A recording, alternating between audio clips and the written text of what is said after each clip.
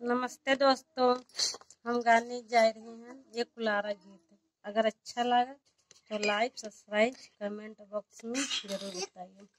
हम सुझाए बड़े रिया